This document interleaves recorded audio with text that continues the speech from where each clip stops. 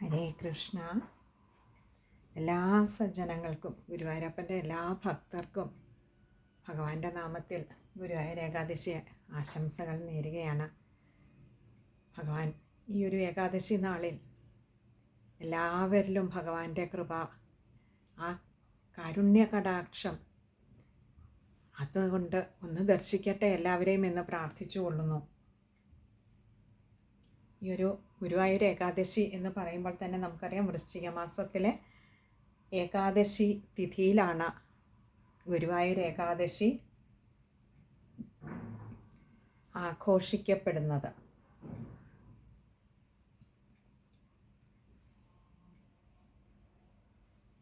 ഈ ഏകാദശി നാളിലാണ് ഗുരുവായൂർ അമ്പലത്തിൽ ഭഗവാന്റെ പ്രതിഷ്ഠ ഗുരുവും വായുവും കൂടി ചേർന്ന് നടത്തിയത് എന്നൊരു ഐതിഹ്യമുണ്ട്. അതേപോലെ തന്നെ ഈയൊരു ശുക്ലപക്ഷ ഏകാദശി ദിനത്തിലാണ്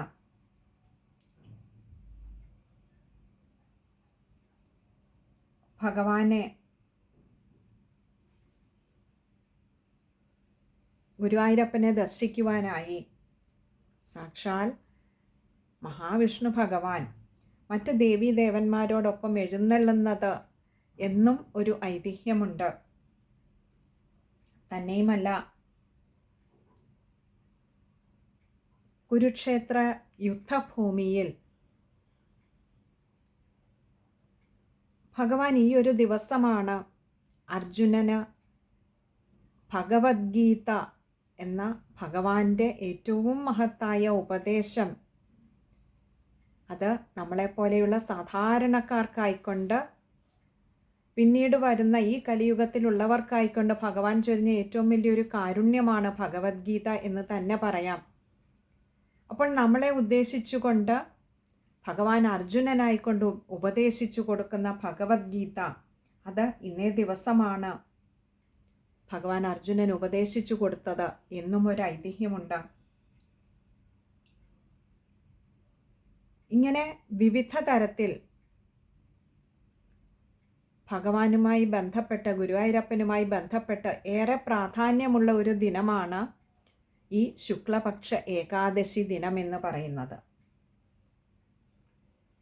പൊതുവെ നമ്മൾ ഏകാദശി വ്രതം എടുക്കുമ്പോൾ 3 തിഥികളിലായിട്ട്, ദശമി, ഏകാദശി, ദ്വാദശി, ഈ 3 തിഥികളിൽ ചേർത്താണ് നമ്മൾ വ്രതം എടുക്കുന്നത്. അത് തന്നെ മറ്റുള്ള എല്ലാ ഏകാദശികളിലും വെച്ച് ഏറ്റവും പ്രാധാന്യമർഹിക്കുന്നതാണ് ഗുരുവായൂർ ഏകാദശി എന്ന് പറയുന്നത്.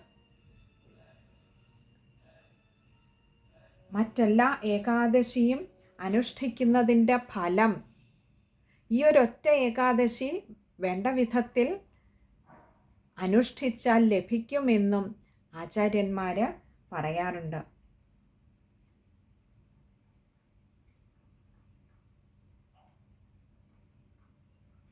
അതേപോലെ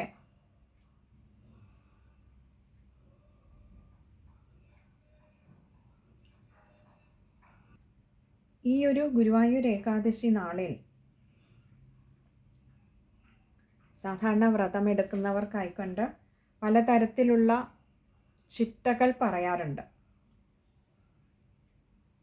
ഏകാദശി ദിനത്തിൽ നമുക്ക് പൂർണ്ണമായി തന്നെയും ഉപവസിക്കാൻ കഴിയുന്നവർക്ക് അങ്ങനെയും വ്രതം അനുഷ്ഠിക്കാം. ഇല്ലെങ്കിൽ ഒരു നേരം എന്തെങ്കിലും പഴവർഗ്ഗങ്ങൾ ഭക്ഷിച്ചുകൊണ്ട്, അതായത് അരിയാഹാരം ഒഴിച്ചുകൊണ്ട് അങ്ങനെയും വ്രതം അനുഷ്ഠിക്കാമെന്നും പറയാറുണ്ട്. പിന്നെ അന്നേ ദിവസം നമുക്ക് സാധാരണ വ്രതങ്ങൾക്ക് പറയുന്നത് പോലെ തന്നെ പകൽ ഉറങ്ങരുത്, അതേപോലെ എണ്ണ തേച്ച് കുളിക്കരുത്, പിന്നെ കഴുകി നല്ല ശുദ്ധമായിട്ടുള്ള വെള്ളവസ്ത്രം ധരിക്കണം,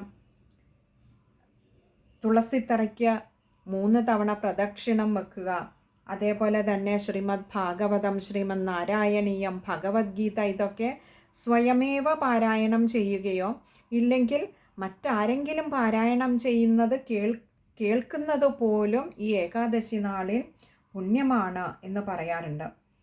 പിന്നെ ഭഗവാൻ അർച്ചന നടത്തുന്നത്, അത് പുരുഷ സൂക്തം തുടങ്ങിയ സൂക്തങ്ങൾ ചൊല്ലിക്കൊണ്ട് ഭഗവാൻ അർച്ചന നടത്തുന്നത് വളരെ ഉത്തമമായിട്ട് പറയാറുണ്ട്. അതുപോലെ തന്നെ ഇങ്ങനെ ഏകാദശി നാളിൽ വ്രതം അനുഷ്ഠിച്ചാൽ തന്നെയും പിറ്റേന്ന് ദ്വാദശി ദിവസം ഒരു ഹരിവാസര സമയത്ത് അതിനുശേഷം മലരും തുളസിയിലയും ഒക്കെ ഇട്ട തീർത്ഥം സേവിച്ച് അങ്ങനെ വേണം പാരണ വീടാൻ എന്ന് ചിട്ടയുണ്ട്. അത് നമ്മൾ സാധാരണ ഏകാദശിക്ക് എടുക്കുന്ന അതേ രീതിയിൽ തന്നെയാണ് അതിൻ്റെ പാരണ വീടുന്നത്. ഇങ്ങനെ നമ്മൾ ഈ ഗ്രന്ഥങ്ങളൊക്കെ പാരായണം ചെയ്യുമ്പോൾ, ഇപ്പോൾ ശ്രീമദ് ഭാഗവതമാണെങ്കിൽ നമുക്കറിയാം വളരെ ദൈർഘ്യമേറിയൊരു ഗ്രന്ഥമാണ്. അത് നമുക്ക് പൂർണ്ണമായും ഒരു പക്ഷേ ഒരു ദിവസം പാരായണം ചെയ്യാൻ കഴിഞ്ഞൊന്നും വരില്ല. ഈ ശ്രീമദ് നാരായണീയമാണെങ്കിലും എല്ലാവർക്കും ചിലപ്പോൾ പാരായണം ചെയ്യാൻ കഴിഞ്ഞൊന്നു വരില്ല. അതും കുറച്ച് കട്ടിയുള്ളതാണ്. കട്ടിയുള്ളത് എന്ന് പറഞ്ഞാൽ അതിലെ വാക്കുകൾക്ക്, പദങ്ങളുടെ ഒരു കട്ടി കൊണ്ട് ചിലപ്പോൾ എല്ലാവർക്കും, കട്ടിയുള്ള സംസ്കൃതമൊക്കെ പദങ്ങളായതുകൊണ്ട് എല്ലാവർക്കും പാരായണം ചെയ്യാൻ കഴിഞ്ഞുകൊള്ളണമെന്നില്ല. അതുകൊണ്ട് തന്നെ എല്ലാവർക്കും സാധ്യമായ ഒന്നാണ്, വളരെ ലളിതമായ സംസ്കൃത പദങ്ങളാണ് ശ്രീമദ് ഭഗവത്ഗീതയിലുള്ളത്. അപ്പോൾ ആ ഭഗവത്ഗീതയിൽ ഉള്ള ഭഗവത്ഗീത പാരായണം ചെയ്തുകൊണ്ട് നമുക്ക് ഈ ഒരു ഏകാദശി നാളിൽ ഭഗവാന്റെ അനുഗ്രഹത്തിനായിക്കൊണ്ട് ഭഗവാനെ പ്രീതിപ്പെടുത്താവുന്നതാണ്. തന്നെയുമല്ല, ഈ ഒരു ഭഗവത്ഗീത എന്ന ഗ്രന്ഥം നമ്മുടെ നിത്യജീവിതവുമായി ഏറെ ബന്ധപ്പെട്ട് നിൽക്കുന്നതാണ് എന്ന് നമുക്ക് കാണാം. നമുക്കറിയാം, ശ്രീമദ് ഭഗവത്ഗീതയിലെ ആദ്യത്തെ ഒരധ്യായം, അർജുന വിഷാദയോഗം എന്ന് പറയുന്ന ഒരധ്യായത്തിൽ അർജുനൻ മാത്രമാണ് ഭഗവാനോട് സംസാരിക്കുന്നത്. അവിടെ ഭഗവാൻ ഒന്നും തന്നെയും മറുപടിയായി സംസാരിക്കുന്നില്ല എന്ന് നമുക്ക് കാണാം. അഥവാ അർജുനൻ തൻ്റെ വിഷമങ്ങളൊക്കെയും, കാരണം ഈ ഒരു ഭഗവത്ഗീത ഇവിടെ ഉപദേശിക്കുന്നത് തന്നെ അർജുനൻ ഒരു ധർമ്മസങ്കടത്തിൽ പെട്ടു നിൽക്കുന്ന ഒരവസ്ഥയിലാണ്. നമുക്കുമൊക്കെ ജീവിതത്തിൽ പല പ്രതിസന്ധികളും വരുമ്പോൾ എന്ത് ചെയ്യണമെന്നറിയാതെ നമ്മളൊക്കെ വഴിമുട്ടി നിൽക്കുന്ന ഒരവസ്ഥ വരാറുണ്ട്. ഒരു ധർമ്മസങ്കടത്തിൻ്റെ അവസ്ഥയിലെത്താറുണ്ട്. ആ ഒരു അവസ്ഥയിലാണ് അർജുനൻ ഇവിടെ തൻ്റെ വിഷമങ്ങളൊക്കെയും ഭഗവാനോട് പങ്കുവെക്കുന്നത് എന്ന് കാണാം ആദ്യത്തെ അധ്യായത്തിൽ. ഇത് നമുക്കും കൂടിയുള്ള ഒരു ഉപദേശമാണ്. കാരണം എന്ത് ചെയ്യണമെന്നറിയില്ല അങ്ങനെയൊരു സന്ദർഭത്തിൽ. നമ്മുടെയും ഒക്കെ ജീവിതത്തിൽ ഇങ്ങനെയുള്ള ഒരു സന്ദർഭത്തിലൂടെ കടന്നു പോകേണ്ടി വന്നാൽ, ഒരു സാഹചര്യത്തിലൂടെ കടന്നു പോകേണ്ടി വന്നാൽ അവയൊക്കെയും ഭഗവാനിങ്കിലേക്ക് സമർപ്പിക്കാൻ കഴിയണം. ഭഗവാനോട് നമുക്കത് പങ്കുവയ്ക്കാൻ കഴിയണം. ഭഗവാനോട് നമുക്കത് സംസാരിക്കാൻ കഴിയണം, പറയാൻ കഴിയണം. ആദ്യത്തെ പാഠമാണ്. കാരണം നമ്മുടെ ജീവിതത്തിലെ പ്രശ്നങ്ങൾക്ക് നമ്മുടെ അതിനുള്ള ഒരു സൊല്യൂഷൻ ഇല്ലെങ്കിൽ ഉറപ്പാണ് ഇതിൻ്റെയൊക്കെ സൊല്യൂഷൻ ഭഗവാന്റെ കയ്യിലുണ്ട്. നമുക്കറിയാം, താഴുണ്ടാക്കിയ കൊല്ലൻ്റെ കയ്യിൽ അതിനുള്ള താക്കോലും ഉള്ളതുപോലെ ഉറപ്പാണ് ഈ പ്രശ്നങ്ങളൊന്നും ഭഗവാൻ അറിയാതെയല്ല നമ്മുടെ ഒന്നും ജീവിതത്തിൽ നടക്കുന്നത്. അപ്പോൾ അങ്ങനെ ഭഗവാൻ അറിഞ്ഞുകൊണ്ട് നടക്കുന്ന ഈ പ്രശ്നങ്ങളൊക്കെ നമ്മൾ എപ്പോൾ വഴിമുട്ടി നിൽക്കുന്നുവെന്ന് തോന്നുന്നുവോ, എപ്പോൾ നമുക്കുള്ള അതിനുള്ള ഉപായം, അതിനെ മറികടക്കാനുള്ള ഒരു ഉപായം കിട്ടുന്നില്ല എന്ന് തോന്നുന്നുവോ, അപ്പോഴെങ്കിലും ഈ പ്രശ്നങ്ങളെ ഒക്കെയും ഭഗവാനിങ്കലേക്ക് സമർപ്പിക്കാൻ കഴിയും. ഒപ്പം തന്നെയും സമർപ്പിക്കാൻ കഴിയും. എനിക്കിതിന് കഴിയുന്നില്ല ഭഗവാനെ, അവിടുന്ന് നടത്തിത്തരയണമേ എന്ന് അപേക്ഷിക്കാൻ കഴിയണം. അതാണ് ആദ്യത്തെ ഒരു പാഠം ഭഗവത്ഗീത നമുക്ക് നൽകുന്നത്. കാരണം ആ ഒരു ഘട്ടത്തിലേക്ക് നമ്മൾ എത്തുന്ന, ആ ഒരു ധർമ്മസങ്കടത്തിലേക്ക് നമ്മൾ എത്തുന്നത് പലപ്പോഴും നമ്മുടെയൊക്കെ ഒരു ഈഗോ കൊണ്ടാണ് എന്ന് നമുക്ക് മനസ്സിലാക്കാം. കാരണം ഞാൻ ഇവരെയൊക്കെ, ഇവിടെ നമുക്ക് കാണാം അർജുനൻ പറയുന്നത്, ഞാൻ ഇവരെയൊക്കെ എങ്ങനെ കൊല്ലും, എനിക്കതിന് കഴിയുന്നില്ല, എൻ്റെ ബന്ധുക്കൾ എൻ്റേത് എന്നുള്ള ആ ഒരു ചിന്തയാണ് പലപ്പോഴും ഞാനെന്നുള്ള ആ ഒരു ഭാവമാണ് പലപ്പോഴും അത് നമ്മളെ കൊണ്ടെത്തിക്കുന്നത്. നമ്മൾ നോക്കിയാൽ ഒരു പരാജയ ഭീതിയിലേക്കാണ് കൊണ്ടെത്തിക്കുന്നത്. ഇവിടെയും അർജുനൻ്റെ ഭീതി പരാജയത്തിൻ്റെ ഭീതി തന്നെയാണ്. യുദ്ധത്തിൽ പരാജയപ്പെടുമോ എന്നതിനേക്കാളേറെ താൻ ജീവിതത്തിൽ പരാജയപ്പെടുമോ എന്നുള്ള ഭയമാണ്. കാരണം യുദ്ധത്തിൽ താൻ ജയിച്ചാൽ അത് തൻ്റെ എതിരെ നിൽക്കുന്ന തൻ്റെ ബന്ധുക്കളെ കൊന്നിട്ടാവണം.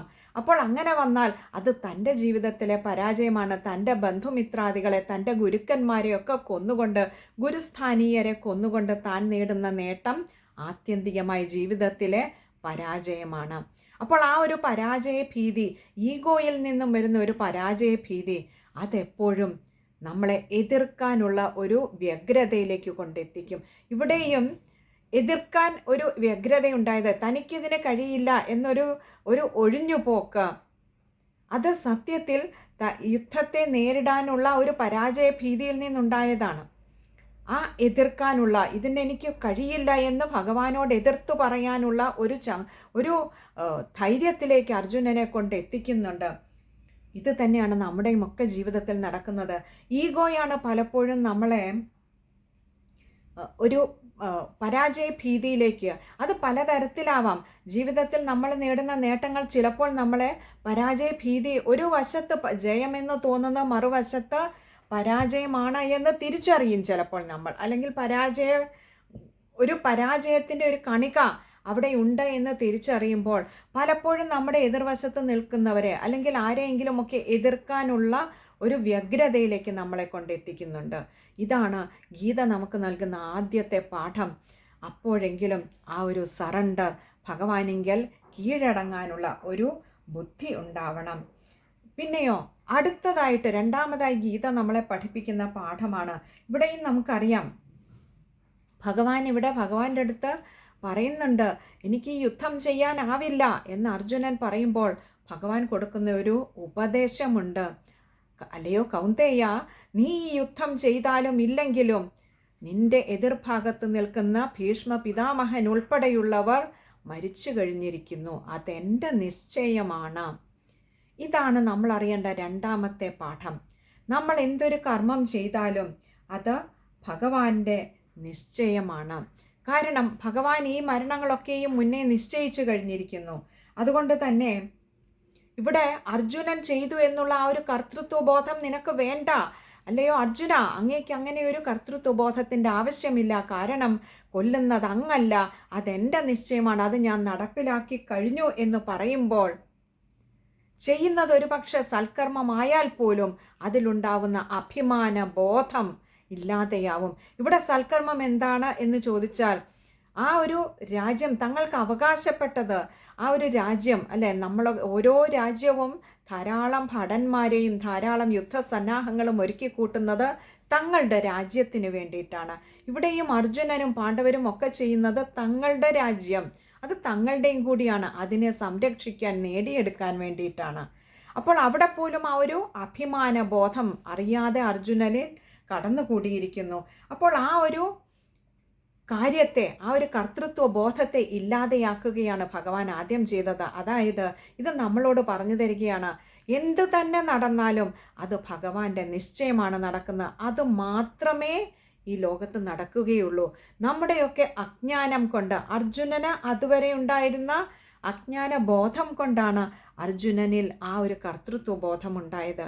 ഞാൻ ചെയ്യുന്നു, ഞാൻ കൊല്ലുന്നു, എനിക്കതിനാവില്ല എന്നൊരു തോന്നലുണ്ടായത് അർജുനനിലെ അഭിമാന ബോധം അഥവാ കർത്തൃത്വബോധം കൊണ്ടാണ്. ഞാൻ എന്നുള്ള, എൻ്റെ കഴിവ് കൊണ്ട് ഞാൻ കൊല്ലുന്നു എന്നുള്ള ഒരു ചിന്ത അർജുനനിൽ വന്നപ്പോൾ ഭഗവാൻ പറയുന്നു, എൻ്റെ നിശ്ചയമാണ് നടക്കുന്നതൊക്കെ.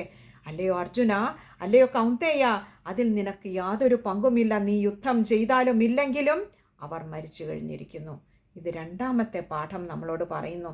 നമ്മൾ എന്ത് ചെയ്താലും ചെയ്തില്ലെങ്കിലും ഭഗവാനെ, അവിടുത്തെ നിശ്ചയം അവിടുന്ന് നടപ്പിലാക്കിയിരിക്കും, അതിന് മാറ്റമൊന്നും വരാൻ പോകുന്നില്ല.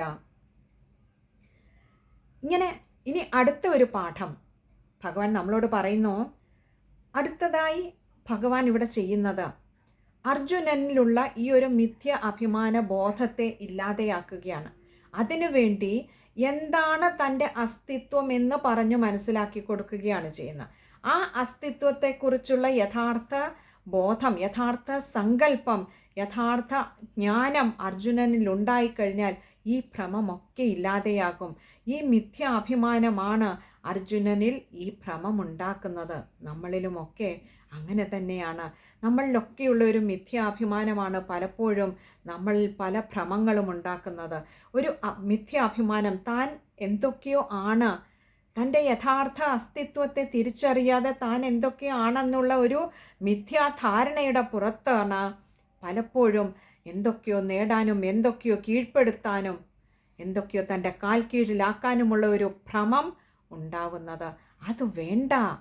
കാരണം ഈ ലോകത്ത് നാരായണനല്ലാതെ മറ്റൊന്നില്ല, ഭഗവാനല്ലാതെ മറ്റൊന്നില്ല.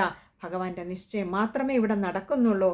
തൻ്റെ കഴിവുകൊണ്ട് തനിക്ക് ഒന്നും നേടാൻ കഴിയില്ല എന്ന് അർജുനനെ പറഞ്ഞു ബോധ്യപ്പെടുത്തി കൊടുക്കുന്നു. അഥവാ അർജുനനിലൂടെ നമ്മളെ പറഞ്ഞ് ബോധ്യപ്പെടുത്തി തരികയാണ്. തൻ്റെ ഈ അഭിമാനം കൊണ്ട്, തൻ്റെ ഈ കർത്തൃത്വം കൊണ്ട്, കർത്തൃത്വ ബോധം കൊണ്ട് താൻ നേടുന്നു എന്ന് പറയുന്നതൊക്കെയും തൻ്റെ മിഥ്യാധാരണയാണ്. അത് നടന്നിട്ടുണ്ടെങ്കിൽ നടന്നിട്ടില്ലെങ്കിലും അതും ഭഗവാന്റെ നിശ്ചയമാണ് എന്ന് മൂന്നാമതായി ഭഗവാൻ ഇവിടെ പറഞ്ഞ് മനസ്സിലാക്കി കൊടുക്കുന്നു. ഇനി നാലാമതായി ഭഗവാൻ പറയുന്നത്, നമ്മുടെയൊക്കെ ലക്ഷ്യത്തിലേക്കുള്ള മാർഗത്തിൽ യാതൊന്നൊക്കെ പ്രതിബന്ധങ്ങളായി വരുന്നുവോ, അത് ചിലപ്പോൾ ഭയമാവാം, ഇല്ലെങ്കിൽ നമ്മുടെ ഉള്ളിൽ നമ്മളറിയാതെ കുടികൊണ്ടിട്ടുള്ള നമ്മുടെ സംസ്കാരമാവാം. അതൊക്കെയും ഈ ആത്യന്തികമായി നമ്മൾ കഴിക്കുന്ന ഭക്ഷണത്തിൻ്റെ കാരണം അന്നമാണ് നമ്മുടെ സംസ്കാരമായിട്ട് മാറുന്നത്. ആ അന്നത്തിൻ്റെ ഒരു പ്രതിഫലനം കൂടിയാണ് നമ്മുടെ ഉള്ളിൽ രൂപം കൊള്ളുന്ന സംസ്കാരം, അല്ലെങ്കിൽ നമ്മുടെ ഭയം. അതായത് നമ്മളെ നമ്മളാക്കി മാറ്റുന്നതിൽ നമ്മൾ കഴിക്കുന്ന അന്നത്തിന് വലിയൊരു പങ്കുണ്ട്. അതുകൊണ്ട് സത്വരജസ് തമോ ഗുണങ്ങളുള്ള ഭക്ഷണങ്ങളുടെ വിവിധ തരത്തിലുള്ള അതിൻ്റെ ആ ഒരു പ്രവൃത്തി, അല്ലെങ്കിൽ നമ്മളിൽ അത് എങ്ങനെയാണ് വർത്തിക്കുന്നത് എന്ന് വ്യക്തമായി പറഞ്ഞു കൊടുക്കുന്നു. ഇതാണ് നമ്മുടെ ഉള്ളിൽ ഭയമായിട്ട് ചിലപ്പോൾ മാറുന്ന. അർജുനനിൽ ഇവിടെ ഉണ്ടായതൊരു ഭയമാണ്. ഒരു തരത്തിൽ പറഞ്ഞ തൻ്റെ തോൽവി, അത് ജീവിത പരാജയത്തിൻ്റെ ഭീതിയാണ് അവിടെ അർജുനനിൽ ഉണ്ടാവുന്നത്. ഇവിടെ ആ ഭയം ഉണ്ടാവുന്നത്, അല്ലയോ അർജുന, ഇവിടെ പറഞ്ഞു കൊടുക്കുകയാണ്, നമ്മൾ കഴിക്കുന്ന ഭക്ഷണം അത് നമ്മുടെ സംസ്കാരമായി മാറുന്നു. സത്വരജസ് തമോ ഗുണങ്ങൾക്കൊക്കെ ആധാരമായി വർത്തിക്കുന്നത് ഒരു പരിധിവരെ പൂർവ്വജന്മത്തിൽ നിന്നും വഹിച്ചുകൊണ്ട് വന്നിരിക്കുന്ന പ്രാരബ്ധങ്ങൾ നമ്മുടെ സംസ്കാരത്തിൽ വലിയൊരു പങ്ക് വഹിക്കുന്നുണ്ടെങ്കിലും ഈ ജന്മത്തിൽ നമ്മൾ കഴിക്കുന്ന ഭക്ഷണം നമ്മുടെ സംസ്കാരത്തിൽ വലിയൊരു പങ്ക് വഹിക്കുന്നുണ്ട്. അതുകൊണ്ട് ആ സത്വരജസ് തമോ ഗുണങ്ങളെ നന്നായി മനസ്സിലാക്കിക്കൊണ്ട് സത്വത്തെ കൂട്ടാനുള്ള മാർഗങ്ങൾ ഇവിടെ ഉപദേശിക്കുകയാണ്. കാരണം എപ്പോഴൊക്കെ സത്വഗുണം വർദ്ധിക്കുന്നു അപ്പോഴൊക്കെ രജോ ഗുണവും തമോ ഗുണവും താനെ പത്തി താഴ്ത്തുന്നുണ്ട്. അത് താനെ താഴുന്നുണ്ട്, കുറയുന്നുണ്ട്. എപ്പോഴാണോ രജോ ഗുണം വർദ്ധിക്കുന്നത് അപ്പോഴൊക്കെ സത്വഗുണവും തമോ ഗുണവും കുറയുന്നു. എപ്പോഴാണോ തമോ ഗുണം വർദ്ധിക്കുന്നത് അപ്പോഴൊക്കെ സത്വഗുണവും രജോ ഗുണവും താനെ കുറയുന്നു. അപ്പോൾ തമോ ഗുണത്തിന് ആധാരമായ ഭക്ഷണമാണ് നമ്മൾ കഴിക്കുന്നതെങ്കിൽ നമ്മുടെ ഉള്ളിൽ വർദ്ധിക്കുന്നത് തമോ ഗുണമായിരിക്കും. രജോ ഗുണത്തിന് ആധാരമായ ഭക്ഷണമാണ് നമ്മൾ കഴിക്കുന്നതെങ്കിൽ നമ്മുടെ ഉള്ളിൽ രജോ ഗുണം വർദ്ധിക്കും, സത്വഗുണവും തമോ ഗുണവും കുറയും. സത്വഗുണത്തിന് ആധാരമായ ഭക്ഷണമാണ് കഴിക്കുന്നതെങ്കിൽ രജോ ഗുണവും തമോ ഗുണവും താനെ കുറഞ്ഞുകൊള്ളും. അപ്പോൾ ഈ സാത്വികത ഉള്ളിൽ വർദ്ധിക്കണമെങ്കിൽ രജോ ഗുണത്തിനും തമോ ഗുണത്തിനും ആധാരമായ ഭക്ഷണങ്ങളെ കുറയ്ക്കുക, രജോ ഗുണത്തെ കൂട്ടിക്കൊണ്ടുവരിക. അത് അങ്ങനെ ഒരു സംസ്കാരം നമ്മുടെ ഉള്ളിലുണ്ടായാൽ, സത്വഗുണത്തിൽ ആധാരമായ ഒരു സംസ്കാരം നമ്മുടെ ഉള്ളിലുണ്ടായാൽ ആ പരമമായ സത്യത്തെ അറിയുക പ്രയാസകരമാവില്ല. അതുകൊണ്ടാണ് ഇവിടെ അർജുനൻ ഉപദേശം കൊടുക്കുന്നത്, നമ്മുടെ ഭക്ഷണത്തിൽ പോലും നമ്മൾ എത്രമാത്രം അനുദിനം ശ്രദ്ധിക്കേണ്ടിയിരിക്കുന്നു എന്ന്. ഇനി അടുത്തത് അഞ്ചാമതായി ഭഗവാൻ അർജുനന് കൊടുക്കുന്ന ഒരു ഉപദേശം, ഇങ്ങനെ നമ്മൾ കഴിക്കുന്ന ഭക്ഷണം നമ്മുടെ സംസ്കാരത്തിൻ്റെ ഭാഗമായി മാറുമ്പോഴും പലപ്പോഴും നമ്മൾ മറന്നു പോകുന്ന ഒരു കാര്യമുണ്ട്. നമ്മുടെയൊക്കെ നിത്യജീവിതത്തിൽ ആ ഈശ്വര ചിന്തയ്ക്കായിക്കൊണ്ട്, ഭഗവത് വിചാരത്തിനായിക്കൊണ്ട് നമ്മൾ നീക്കിവെക്കുന്ന സമയം എത്രയോ ചെറുതാണ്. നമ്മളൊക്കെ നമ്മുടെ ജീവിതത്തിൽ വളരെയേറെ പ്രാധാന്യം മറ്റു പലതിനും കൊടുക്കുമ്പോൾ ഒരു പശുജീവിതം നയിക്കുന്നവരാണ് നമ്മളൊക്കെ എന്ന് മറ്റൊരു തരത്തിൽ നോക്കിയാൽ മനസ്സിലാകും അല്ലേ? അന്നം, നിദ്ര, മൈഥുനം, ഇങ്ങനെ ആ ഒരു ചക്രത്തിൽ നമ്മൾ അങ്ങനെ വീണ് കിടക്കുകയാണ്. അതിൽ നിന്നും മുക്തരായാൽ, ഈ ഒരു പശുജീവിതത്തിൽ നിന്നും ആ ഒരു ചക്രത്തിൽ നിന്നും നമ്മൾ മുക്തരായാൽ, ഭഗവാനെ അവിടുത്തേക്ക് വേണ്ടി, അവിടുത്തെ വിചാരം ചെയ്യാൻ, അവിടുത്തെ കീർത്തിക്കുവാൻ, എല്ലാം നടത്തുന്ന അവിടുത്തെ ആ പാദങ്ങളിൽ വീണൊന്ന് നമിക്കുവാൻ ധാരാളം സമയം കിട്ടുന്നതാണ് ഒരു ദിവസം. നമുക്കൊക്കെ ബാക്കി എല്ലാത്തിനും സമയം കണ്ടെത്തുമ്പോഴും ഭഗവാനെ അവിടുത്തെ വിചാരം ചെയ്യുന്നതിന് സമയം തീരെ ലഭിക്കാത്തവരാണ് ഈ കലികാലത്തിൽ മനുഷ്യർ. അതും ഇവിടെ അർജുനന് പറഞ്ഞു കൊടുക്കുന്നു. ഈ പരമമായ സത്യത്തെ അറിഞ്ഞുകൊണ്ട്, ആ സത്യത്തെ ധ്യാനം ചെയ്തുകൊണ്ട് നീ ജീവിച്ചാൽ ഈ ഭയം നിന്നെ അലട്ടുകയില്ല. ഈ അജ്ഞാനത്തിൻ്റെ മറ താനെ നീങ്ങിക്കിട്ടും. ആ പരമമായ സത്യത്തെ അറിയുവാൻ അതിന് ശ്രമിക്കണമെങ്കിൽ നമ്മുടെ നിത്യജീവിതത്തിലെ കുറച്ച് സമയമെങ്കിലും അതിനായി മാറ്റിവെക്കേണ്ടിയിരിക്കുന്നു. പശുക്കളെപ്പോലെ അഥവാ മൃഗങ്ങളെപ്പോലെ എത്രയോ ജന്മങ്ങൾക്ക് ശേഷം, ആചാര്യന്മാർ പറയാറുണ്ട്, 84 ദശലക്ഷം യോനികളിൽ പിറന്നതിന് ശേഷമാണ് ഈ ശ്രേഷ്ഠമായ ഒരു മനുഷ്യ ജീവിതം കിട്ടുന്നത്. ഇങ്ങനെ ഒരു ജീവിതം കിട്ടുമ്പോൾ ഭഗവാനെ അവിടുത്തെ വിചാരം ചെയ്യുവാൻ, അവിടുത്തെ മനനം ചെയ്യുവാൻ, അവിടുന്ന് തന്ന അനുഗ്രഹങ്ങളെ സ്മരിക്കുവാൻ എന്നും രാവിലെ എഴുന്നേൽക്കുമ്പോൾ ഭഗവാനെ ഒരു ദിവസവും കൂടി തന്നു അവിടുത്തെ കീർത്തിക്കുവാൻ എന്നൊന്ന് മനസ്സുകൊണ്ടൊന്ന് വിചാരം ചെയ്യാൻ കഴിഞ്ഞാൽ എത്രയോ ധന്യമാവും അന്നത്തെ ദിവസം. ഓരോ ദിവസവും രാത്രി കിടക്കുമ്പോൾ ഭഗവാനെ അവിടുന്ന് തന്ന അനുഗ്രഹങ്ങൾ എത്രയോ വലുതാണ്. എല്ലാ അനുഗ്രഹങ്ങളും ഭഗവാനെ അവിടുത്തെ കൃപാകടാക്ഷമാണ് എന്നൊന്ന് ചിന്തിക്കുവാൻ കഴിഞ്ഞാൽ, ഭഗവാനോടൊന്ന് നന്ദിയോടെ സ്മരിക്കുവാൻ കഴിഞ്ഞാൽ എത്രയോ സുഹൃതമാവും അത്. അപ്പോൾ അതും ഇവിടെ ഒന്ന് ചേർത്ത് വെക്കുന്നുണ്ട് ഭഗവാൻ ഇതിനോടൊപ്പം. ഇനി അടുത്തതായി ഭഗവാൻ പറയുന്നു, നമ്മുടെയൊക്കെ ഒരു പ്രധാന വീക്ക്നെസ് എന്ന് പറയുന്നത് നമ്മുടെയൊക്കെ മടിയാണ് ജീവിതത്തിൽ. നമുക്ക് പലതും ചെയ്യണമെന്ന് ആഗ്രഹമുള്ളപ്പോഴും നമ്മുടെ മടി, നമ്മുടെ ഒരു അലസത നമ്മളെ പലപ്പോഴും പലതും ആഗ്രഹിക്കുന്നതൊന്നും ചെയ്യാൻ നമ്മളെ പലപ്പോഴും സമ്മതിക്കുന്നില്ല എന്നുള്ളതാണ്. നമ്മൾ വേണ്ടാന്ന് വെച്ചിട്ടല്ല പലപ്പോഴും പലതും ചെയ്യാത്തത്. നിത്യവും വിഷ്ണു സഹസ്രനാമം ജപിക്കണമെന്ന് ആഗ്രഹമുണ്ടാവാം, പക്ഷെ അതിന് കഴിയുന്നില്ല. എന്നാൽ മറ്റുള്ളതിനൊക്കെ സമയം കണ്ടെത്തുന്നുമുണ്ട്. അപ്പോൾ ഇങ്ങനെ പലതും ഇതുപോലെയുള്ള പല സൽക്കർമ്മങ്ങളും ചെയ്യണമെന്ന് ആഗ്രഹിക്കുമ്പോഴും അലസത നമ്മളെ വല്ലാതെ വരിഞ്ഞു മുറുക്കുന്നുണ്ട്. അത് മാറ്റണം. കാരണം ഓരോ നിമിഷവും വളരെ അമൂല്യമാണ്. ഈ പ്രപഞ്ചത്തിൽ, ഈ ഭൂമിയിൽ ജീവിക്കുന്ന ഓരോ നിമിഷവും എന്തെല്ലാം സൽക്കർമ്മങ്ങൾ ചെയ്യാനുള്ളവയാണ്. എത്രയോ തവണ നാരായണനാമം ജപിക്കാൻ കഴിയും. അതിന് ഭഗവാൻ തന്നെ, ഭഗവാന്റെ ഒരു ഉദാഹരണം തന്നെ പറയുന്നു, ഞാൻ കർമ്മം ചെയ്യാതെ ഇരുന്നാൽ ഈ പ്രപഞ്ചം തന്നെ നിശ്ചലമായി പോകും. എത്ര മഹത്തായ ശ്ലോകമാണ്. നമ്മൾ നോക്കുമ്പോൾ കരുതും ഭഗവാൻ വൈകുണ്ഠത്തിൽ വെറുതെ ഇരിക്കുകയാണല്ലോ എന്നല്ലേ.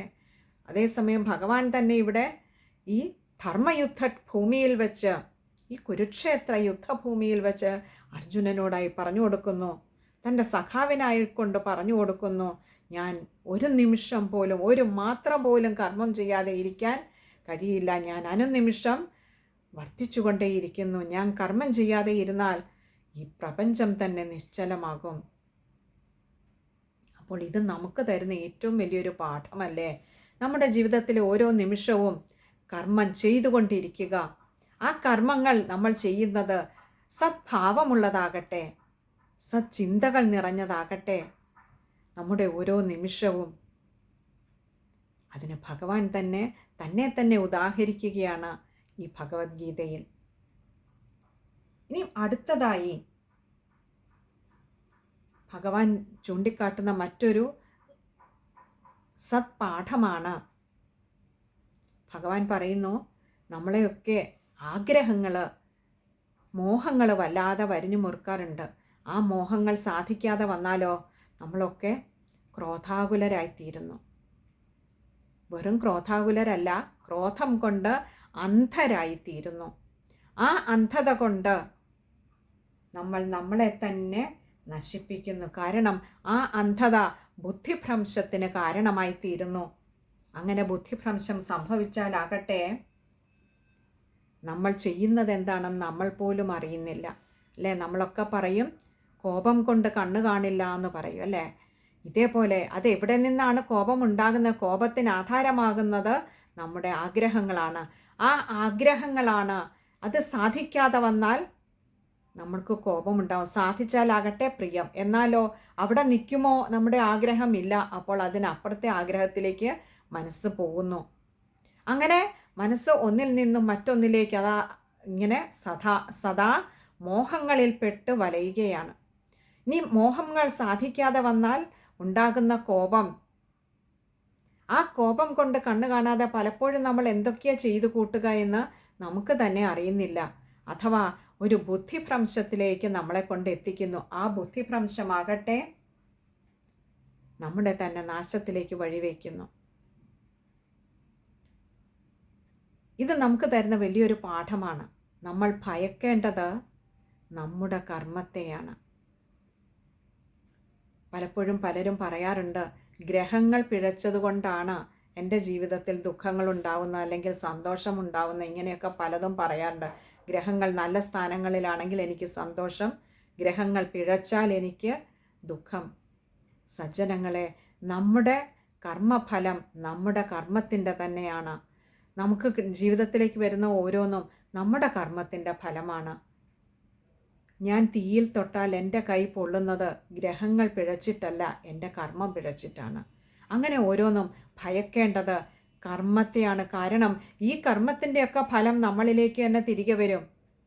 ഇന്നല്ലെങ്കിൽ നാളെ അത് ഉറപ്പാണ്. തീയിൽ തൊട്ടാൽ പൊള്ളുന്നത് അപ്പോൾ തന്നെ നമ്മൾ അതിൻ്റെ ആ ഒരു ഫലത്തെ വാങ്ങിക്കുന്നു എന്ന് മാത്രം. എല്ലാ കർമ്മങ്ങളുടെയും ഫലം അതേ നിമിഷം തന്നെ കിട്ടിയെന്ന് വരില്ല.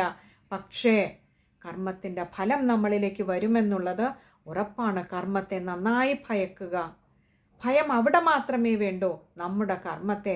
ഈ ലോകത്ത് മറ്റൊന്നിനെയും ഭയപ്പെടേണ്ടതില്ല. അത് വ്യക്തിയാകട്ടെ സമൂഹമാവട്ടെ, ഈ ലോകത്ത് മറ്റൊന്നിനെയും ഭയപ്പെടേണ്ട. കാരണം ഞാൻ വിശ്വസിക്കുന്ന എൻ്റെ ഭഗവാൻ എൻ്റെ കൂടെയുണ്ടെന്ന് എനിക്ക് ഉറപ്പുണ്ടെങ്കിൽ ഈ ലോകത്ത് മറ്റെന്തിനെയാണ് ഞാൻ ഭയപ്പെടേണ്ടത്? ഒന്നിനെയും ഭയക്കണ്ട. പക്ഷേ അപ്പോഴും ഓർക്കുക, ഭഗവാൻ കൂടെയുള്ളപ്പോഴും എൻ്റെ കർമ്മത്തിൻ്റെ ഫലം എന്നിലേക്ക് തിരിച്ചു വരുമെന്നതിൽ യാതൊരു സംശയവുമില്ല. ഭയക്കേണ്ടത് നമ്മുടെ കർമ്മത്തെ മാത്രമാണ്. ഇനി അടുത്തതായി ഭഗവാൻ ഗീതയിൽ നമുക്ക് പറഞ്ഞു തരുന്ന ഒരു പാഠമാണ്.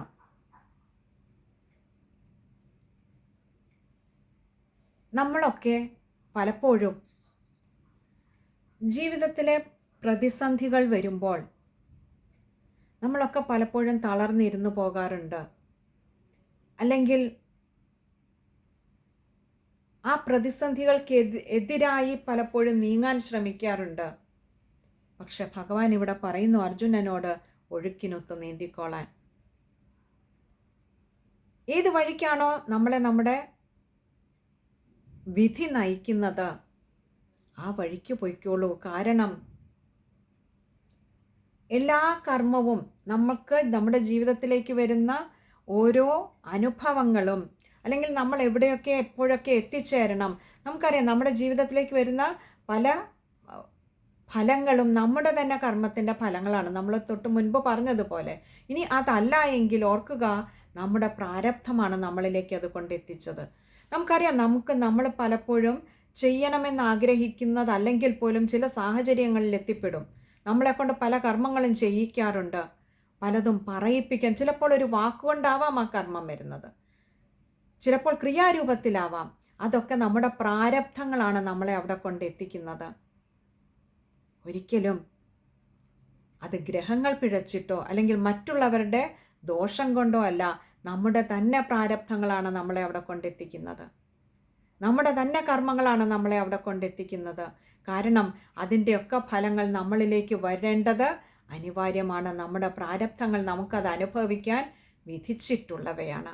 അതിൽ നിന്നൊഴിഞ്ഞു മാറാനാവില്ല സജ്ജനങ്ങളെ. അത് മറ്റാരുടെയും ദോഷം കൊണ്ടല്ല, നമ്മൾ തന്നെ ചെയ്ത് ഇങ്ങനെ ജന്മജന്മാന്തരങ്ങളായി കൊണ്ടുവന്നിരിക്കുന്ന പ്രാരബ്ധങ്ങളുടെ ഫലമാണത്. നമുക്കറിയാം, ഇപ്പോൾ ആലപ്പുഴ മെഡിക്കൽ കോളേജിൽ ഒരു അപകടം, കുട്ടികളുടെ അപകടം നടന്ന് നമ്മൾ കണ്ടിരുന്നു. നോക്കൂ, അവിടെയും ഏതൊക്കെയോ നാട്ടിൽ കിടന്നിരുന്ന കുഞ്ഞുങ്ങളാണ്. ലക്ഷദ്വീപിലുള്ളത്, ഇൻഡോറിലുള്ളത്, പിന്നെ കേരളത്തിൽ തന്നെ പല ഭാഗങ്ങളിൽ നിന്നും കുഞ്ഞുങ്ങൾ എങ്ങനെ ഒരേ സ്ഥലത്ത് വന്ന് ഒരേപോലെ മരണത്തിന് കീഴടങ്ങേണ്ടി വന്നു. അവരുടെ പ്രാരബ്ധം അങ്ങനെ ആ ജീവിതം അവസാനിക്കണം എന്നുള്ളതായിരുന്നു അവരുടെ പ്രാരബ്ധം നിശ്ചയിച്ചിരുന്നത്. അപ്പോൾ അങ്ങനെ അത് കൊണ്ടുവന്ന് നിർത്തി എന്ന് മാത്രം, ആ സാഹചര്യങ്ങളിലേക്ക് അവരെ കൊണ്ടെത്തിച്ചു എന്ന് മാത്രം. അതൊക്കെ പ്രാരബ്ധമാണ്. നോക്കൂ, അതേ വാനിലുണ്ടായിരുന്ന, അതേ വണ്ടിയിലുണ്ടായിരുന്ന ഒരു കുട്ടി അത്ഭുതകരമായി യാതൊരു പരിക്കും കൂടാതെ രക്ഷപ്പെട്ടുവെങ്കിൽ ഓർക്കുക, ആ കുട്ടിയുടെ പ്രാരബ്ധം അങ്ങനെ തീരേണ്ടതല്ല. അതുകൊണ്ടാണ് ആ കുട്ടി രക്ഷപ്പെട്ടത്. ഈ വണ്ടിയെ അനുഗമിച്ചൊരു സ്കൂട്ടറിലോ മറ്റോ 2 കുട്ടികൾ കൂടെ ഉണ്ടായിരുന്നു ഇവരോടൊപ്പം സിനിമ കാണാൻ പോകാനെന്ന് കേട്ടു ന്യൂസിൽ. നോക്കൂ, ആ കുട്ടികളും രക്ഷപ്പെട്ടില്ലേ?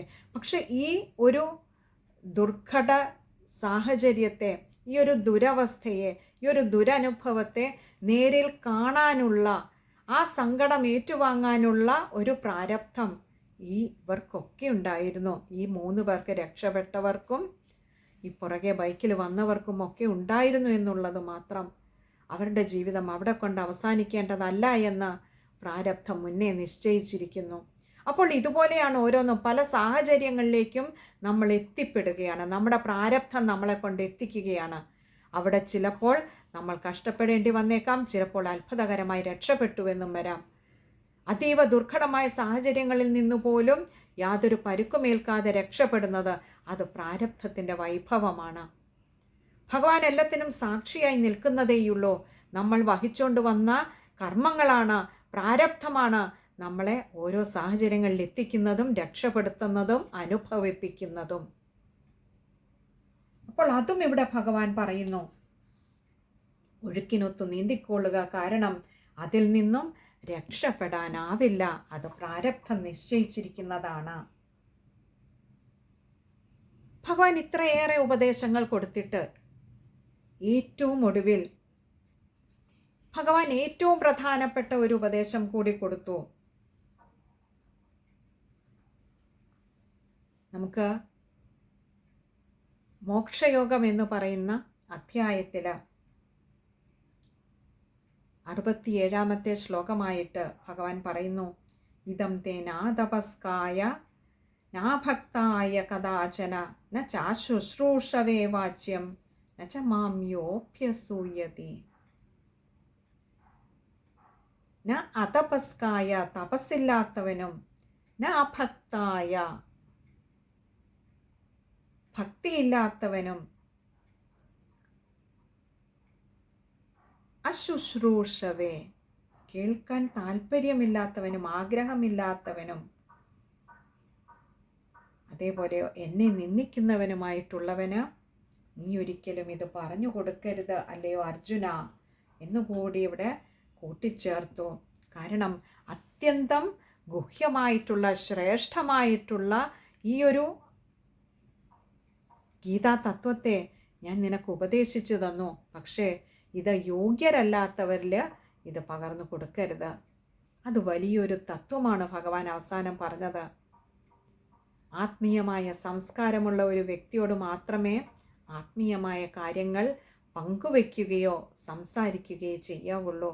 കാരണം അതല്ലാത്തവരുടെ ഉള്ളിലേക്ക് അത് ഇറങ്ങില്ല എന്ന് തന്നെയല്ല, ഭഗവാനെ നിന്ദിക്കുകയും കൂടി ചെയ്യും. ആ ഒരു മഹാപാപം നമ്മൾ ചെയ്യരുത്. മറ്റൊരാൾ ഭഗവാനെ നിന്ദിക്കാനുള്ള അവസരം നമ്മളായിട്ടുണ്ടാക്കരുത്. ആത്മീയമായ സംസ്കാരം അത് എല്ലാവർക്കും കിട്ടിക്കൊള്ളണമെന്നില്ല. എല്ലാവർക്കും ഒരേ സമയത്ത് കിട്ടണമെന്നുമില്ല. ചിലപ്പോൾ കാലം കുറെ കൂടി പോകേണ്ടി വരും അവർക്ക് ആ സംസ്കാരം ഉണ്ടാകുവാൻ. വിട്ടുകൊടുക്കുക.